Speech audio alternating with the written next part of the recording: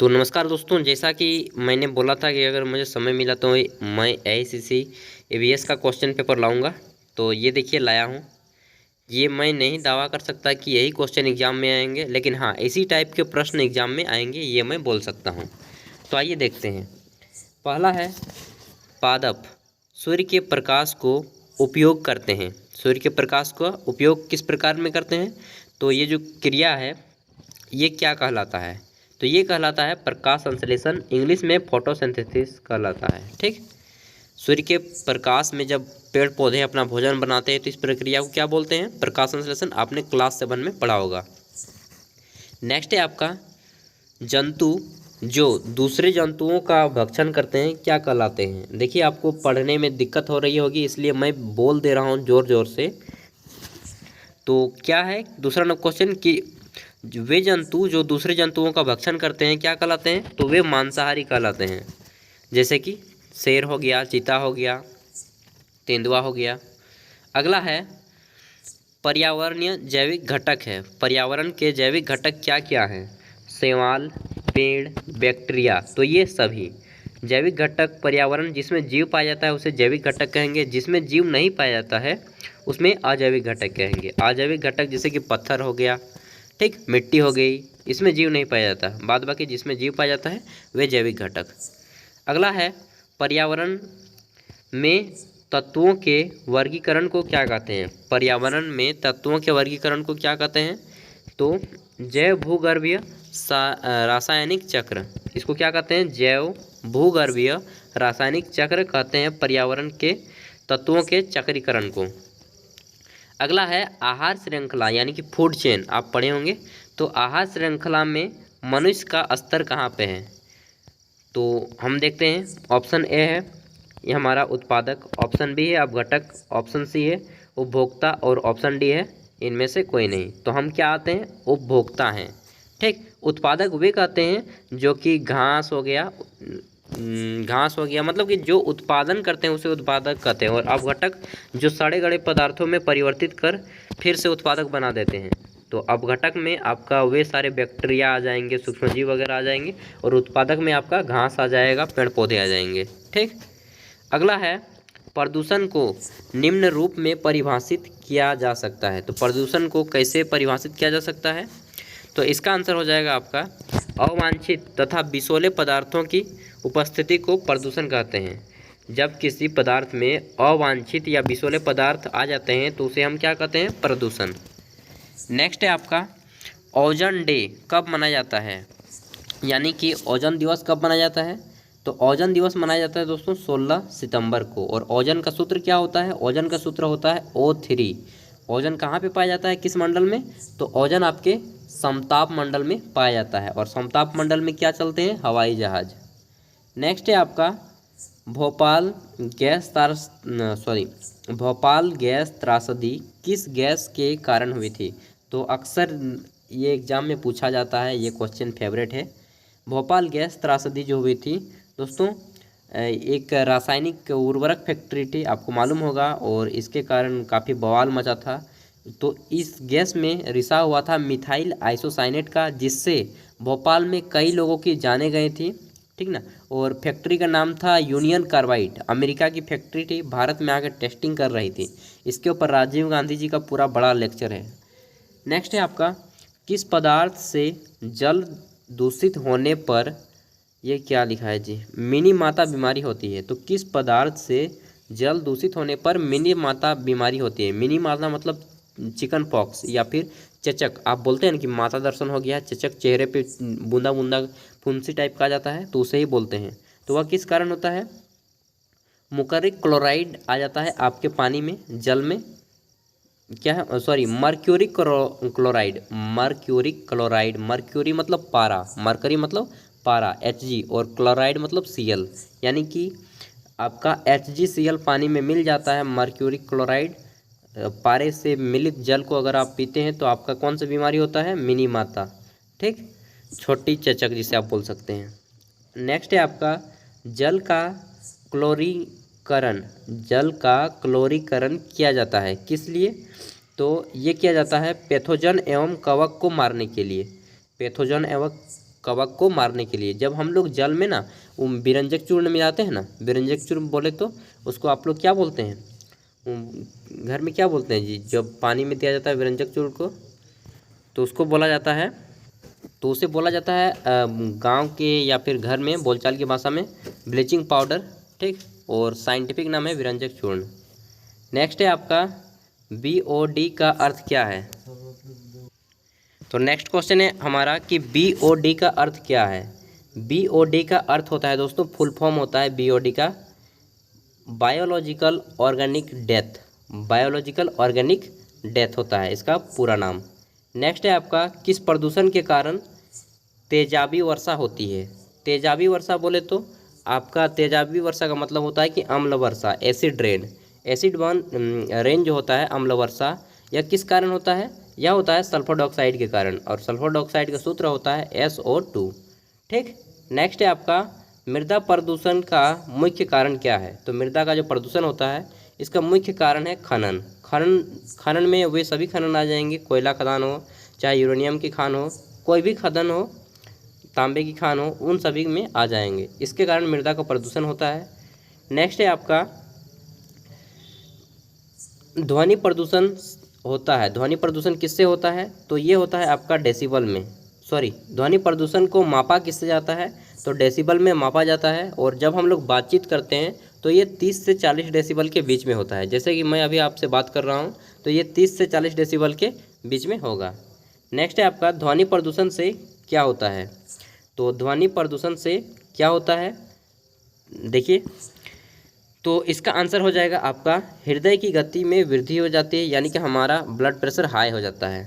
ध्वनि प्रदूषण में रहने से हमारा हृदय की जो है गति बढ़ जाती है। नेक्स्ट है आपका किस स्तर का ध्वनि खतरनाक ध्वनि प्रदूषण कहलाता है। तब जब आप 120 dB मतलब डेसिबल, जब आप 120 dB की ध्वनि सुनते हैं तब आपके कान के जाली फटने के खतरे होते हैं। 120 dB में कितने आ जाएंगे, तो जितने भी डीजे वगैरह बजते हैं ना ज़ोर ज़ोर से, वो 190 के आसपास हो जाते हैं। जब 120 आ जाएगा ना तब आपका कान का जाली फट जाएगा यार, समझ रहे हैं ना। 120 डेसिबल काफ़ी ज़्यादा ध्वनि हो गया। हम लोग 30 से 40 डेसिबल की ध्वनि में बात करते हैं। अगला है ऊर्जा का पुनः चक्रण स्रोत। ऊर्जा का पुनर्चक्रण स्रोत क्या है। तो ऊर्जा का पुनर्चक्रण स्रोत क्या है, ये हो आपका सौर्य ऊर्जा। मतलब कि सौर्य ऊर्जा को आप बार बार उपयोग कर सकते हैं, ख़त्म नहीं होगा। नेक्स्ट है आपका सबसे अधिक स्वच्छ जल किस में पाया जाता है। तो सबसे अधिक स्वच्छ जल किस पानी में पाया जाता है, तो ये आपका आंसर हो जाएगा पोलर हिम एवं ग्लेशियरों में। पोलर हिम यानी ग्लेशियरों में जब जितने भी बर्फ़ से पिघलते हैं वे स्वच्छ जल होते हैं, एकदम शुद्ध जल होते हैं, प्योरीफाई वाटर होता है। और सबसे शुद्ध जल बोले तो सबसे शुद्ध जल वो होता है जो वर्षा का पानी होता है, इसका pH मान एकदम 7 होता है। नेक्स्ट है आपका मृदा क्षरण का एक मुख्य कारण क्या है। मृदा क्षरण यानी कि मृदा में जितने भी उर्वरक होते हैं रासायनिक, वे सभी मिल जाते हैं और जैविक उसके जो होते हैं वे सभी चले जाते हैं। तो मृदा की उर्वरता क्षमता का कम होना ही मृदा क्षरण कहलाता है। इसका मुख्य कारण है दोस्तों निवर्णीकरण। नेक्स्ट है आपका विश्व का सबसे बड़ा कोयला उत्पादक देश कौन सा है। तो विश्व में सबसे बड़ा कोयला उत्पादक देश, देखिए सबसे पहले आएगा आपका चीन, दूसरे नंबर पे अमेरिका, तीसरे नंबर पे रूस, उसके बाद आपका आएगा भारत, ठीक। नेक्स्ट है आपका गहरे समुद्र में अत्यधिक मात्रा में पाया जाता है। गहरे समुद्र में अत्यधिक मात्रा में क्या पाया जाता है, तो आपका पाया जाता है कोबाल्ट। गहरे समुद्र में अत्यधिक मात्रा में क्या पाए जाते हैं, कोबाल्ट। नेक्स्ट है आपका ऊर्जा का सबसे सस्ता स्रोत क्या है। तो ऊर्जा का सबसे सस्ता स्रोत है सौर ऊर्जा, ठीक। नेक्स्ट है आपका भविष्य का गैर परंपरागत ऊर्जा स्रोत क्या है। तो भविष्य का जो गैर परंपरागत ऊर्जा स्रोत है उसे कहते हैं नाभिकीय ऊर्जा। इसे इंग्लिश में आप न्यूक्लियर एनर्जी भी बोल सकते हैं। 24 नंबर क्वेश्चन हमारा पूछा जा रहा है कि सब्जी फल एवं ये क्या है ऑर्नामेंटल पौधों को लगाने को क्या कहते हैं। तो सब्जी फल एवं ये जो है ऑर्नामेंटल पौधों को लगाने को क्या कहा जाता है, इसे कहा जाता है हॉर्टिकल्चर। हॉर्टिकल्चर का मतलब ही होता है कि बागानी पौधों को लगाना। क्या है, बागानी पौधों को लगाना। तो जितने भी कल्चर होते हैं, हॉर्टिकल्चर, विटिकल्चर, एपीकल्चर, सेरीकल्चर, इन सभी को आपको पढ़ लेना है। नेक्स्ट है आपका कौन सा फसल गिफ्ट ऑफ एशिया कहा जाता है। तो कौन सा फसल गिफ्ट ऑफ एशिया कहा जाता है, तो इसमें नाम लिया जाता है विशेष रूप से चावल का। गिफ्ट ऑफ एशिया चावल को कहा जाता है। नेक्स्ट है आपका प्रति व्यक्ति दैनिक ऊर्जा का खपत सबसे अधिक किस देश में होता है। तो प्रति व्यक्ति दैनिक ऊर्जा का खपत सबसे अधिक अमेरिका में होता है। दैनिक ऊर्जा का खपत सबसे अधिक किस देश में होता है, तो ये गलत हो गया है। जहाँ तक मेरा अनुमान है ये क्वेश्चन का आंसर गलत है, अमेरिका नहीं होना चाहिए, इसमें भारत होना चाहिए, ठीक ना। तो देखिए जितने भी क्वेश्चन डाउटे होंगे, ये पहला क्वेश्चन हमारा डाउट है, आप इसे गूगल में एक बार ज़रूर सर्च कीजिएगा। मेरा अनुमान होगा भारत, यहाँ पे गलत दे दिया है अमेरिका, क्योंकि भारत के आदमी ये हॉट जैसे काम करते हैं समझ रहे हैं ना, वहाँ के आदमी मेंटली वर्क ज़्यादा करते हैं।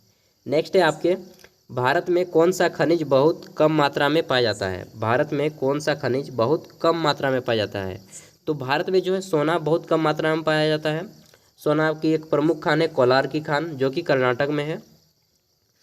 नेक्स्ट है आपका चिपको आंदोलन से जुड़े व्यक्ति का नाम बताइए। तो चिपको आंदोलन से जुड़े व्यक्ति का नाम क्या है, सुंदरलाल बहुगुणा।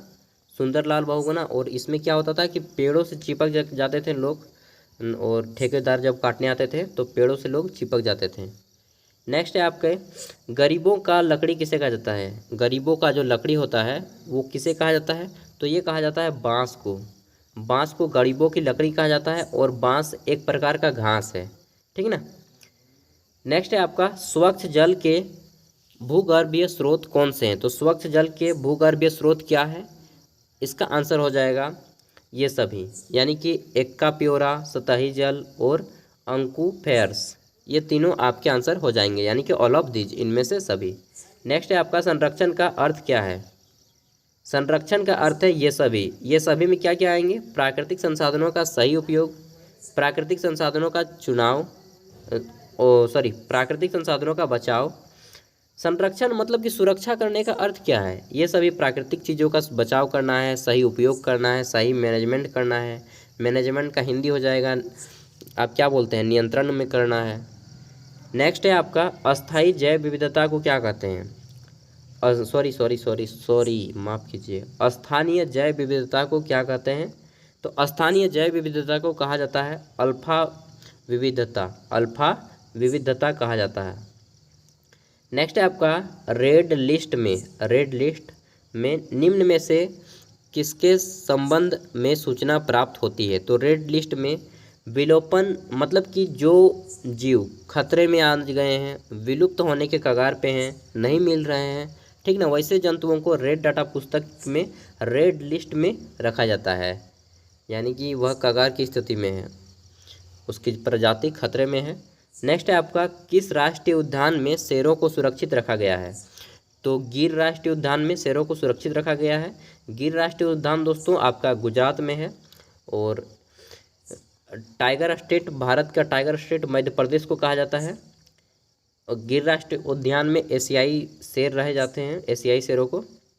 अगला है कान्हा राष्ट्रीय उद्यान किस लिए मशहूर है। तो कान्हा राष्ट्रीय उद्यान बाघों के लिए मशहूर है, और ये जो कान्हा राष्ट्रीय उद्यान है, कान्हा नेशनल पार्क, ये है आपका एमपी में, यानी कि मध्य प्रदेश में।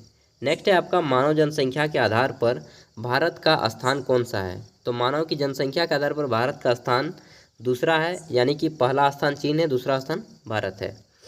नेक्स्ट है आपका गैस या प्रदूषक प्रभावित करते हैं। गैस या प्रदूषक किसको प्रभावित करते हैं। तो ये हमारे प्रभावित करते हैं फेफड़ों को और आँखों को। जितने भी गैस वाली चीज़ें हैं ना, ये हमारे फेफड़े और आँख दोनों को ख़राब कर देते हैं। अगला है आपका सिलिकॉमिस का कारण क्या है। तो सिलिकॉमिस का कारण है सिलिका। सिलिका होता है, सिलिकन का सूत्र SI होता है, संकेत होता है SI, सिलिकन। उसका कारण क्या है, सिलिका एक बीमारी हो जाता है, उसमें सिलिका की मात्रा हमारे शरीर में हो जाती है ज़्यादा। अगला है एड्स, यानी कि एड्स का पूरा नाम क्या है, acquired immune deficiency syndrome. AIDS किस कारण होता है। तो ये होता है HIV एक प्रकार का विषाणु होता है, विषाणु को इंग्लिश में वायरल बोलते हैं, वायरस।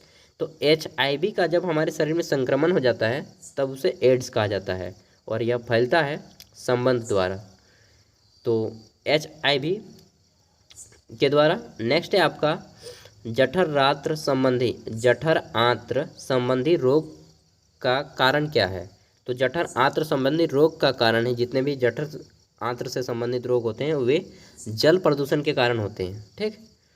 अगला है आपका पर्यावरण में तत्वों के चक्रीकरण को क्या कहते हैं। तो पर्यावरण में तत्वों का जो चक्रीकरण होता है उसे जैव भूगर्भीय रासायनिक चक्र कहा जाता है। जैव भूगर्भीय रासायनिक चक्र कहा जाता है।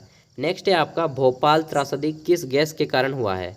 तो भोपाल गैस त्रासदी जो हुआ था ये हुआ था आपका मिथाइल आइसोसाइनेट में। ये देखिए ये क्वेश्चन 2 बार रिपीट हो गया। और भोपाल गैस त्रासदी जो घटना हुई थी 1984 में हुई थी। यूनियन कार्बाइड फैक्ट्री थी, अमेरिका की फैक्ट्री।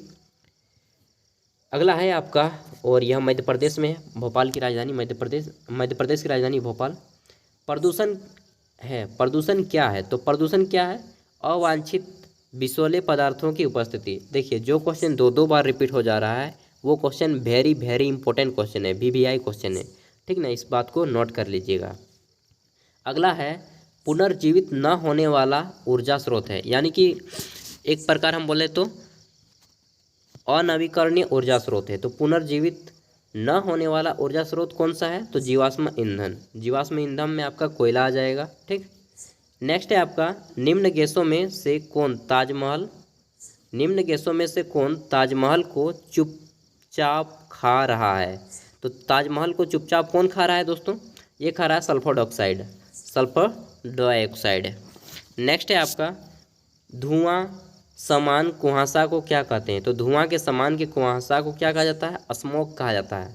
स्मॉग, जो कुहासा धुएं के समान दिखे उसको स्मॉग कहा जाता है। नेक्स्ट है आपका ग्रीन हाउस गैसों के उत्सर्जन के लिए मुख्य रूप से जिम्मेदार कौन है। तो ग्रीन हाउस गैसों के लिए मुख्य रूप से जिम्मेदार है कौन देश। तो ये अमीर देश। ठीक, इसका आंसर हो जाएगा बी। यहाँ पे गलत दिया है, इसको मैं दावे के साथ बोल सकता हूँ। तो ग्रीन हाउस देशों के लिए जिम्मेदार हैं अमीर देश, विशेष रूप से विकासशील देश भी हैं लेकिन अमीर देश ज़्यादा हैं, क्योंकि ये ज़्यादा मात्रा में इनके देशों में फैक्ट्रियाँ हैं, ये ज़्यादा मात्रा में धुआं उत्पन्न करते हैं, इसलिए ग्रीन हाउस इफेक्ट जो है अमीर देशों से यानी कि विकसित देशों से ज़्यादा होता है। नेक्स्ट है आपका ओजोन परत के क्षरण तथा ओजोन क्षेत्र के कारण निम्न में कौन सी बीमारी वृद्धि होती है। तो जब भी ओजोन परत छिद्र होता है ना तो उससे त्वचा का कैंसर हो जाता है, स्किन कैंसर इसको बोलते हैं, ये होने लगता है। ओजोन में परावैंगनिक विकिरण जो है हमारे शरीर में आ जाती है। नेक्स्ट है आपका स्वचालित वाहनों के उत्सर्जन में कौन सा प्रदूषक अनुपस्थित रहता है। तो स्वचालित वाहनों के उत्सर्जन में कौन सा प्रदूषक अनुपस्थित रहता है। तो उसमें जो है ये फ्लाई ऐश अनुपस्थित रहता है, यानी कि नहीं पाया जाता। फ्लाई ऐश एब्सेंट रहता है, नहीं पाया जाता है। नेक्स्ट है आपका 50 क्वेश्चन नंबर 50, और यह वीडियो का पार्ट 1 ही तक करेंगे क्योंकि वीडियो काफ़ी लंबा हो जाएगा। अगर हम प्रॉपर वीडियो बनाएंगे तो लगभग 40 मिनट का वीडियो पहुंच जाएगा, इसलिए वीडियो को एंड कर रहे हैं। पार्ट 2 इसका कल मिलेगा आपको, या फिर बहुत जल्द ही दे देंगे, ठीक ना। तो ग्रीन हाउस प्रभाव संबंधित है, किससे संबंधित है, ग्लोबल वार्मिंग से। ग्रीन हाउस इफेक्ट का संबंध किससे है, ग्लोबल वार्मिंग से। और अक्सर क्वेश्चन पूछा जाता है कि ग्रीन हाउस गैस कौन सी है, तो carbon dioxide green house gas option में होता है, उसको मारना है। तो इस वीडियो में बस इतना ही, पढ़िए अच्छे से, नोट बनाइए, और फिर मिलते हैं नेक्स्ट वीडियो के साथ। देखिए दोस्तों, मैं एक चीज़ बताना चाहूँगा, मैं बहुत कुछ कर सकता हूँ अकेले, लेकिन सब कुछ नहीं कर सकता, ठीक ना, इसलिए आपको पढ़ना पड़ेगा, अकेले मैं कुछ नहीं कर सकता। तो पढ़िए मस्त से, अपने राज्य को आगे बढ़ाइए, अपने देश को आगे बढ़ाइए, स्वस्थ रहिए, मस्त रहिए। Thank you for watching this video, bye. अगर आपको पसंद आया वीडियो तो लाइक करें, अन्य दोस्तों को शेयर करें। अगर आपको किसी भी सेमेस्टर का क्वेश्चन पेपर देखना हो तो आप हमारे चैनल पे जाकर के देख सकते हैं। JPSC UPSC, चाहे आप किसी भी एग्ज़ाम की तैयारी कर रहे हैं तो इस चैनल को सब्सक्राइब कर ही लें, बहुत ज़्यादा आपको बेनिफिट मिलने वाला है। तो थैंक यू।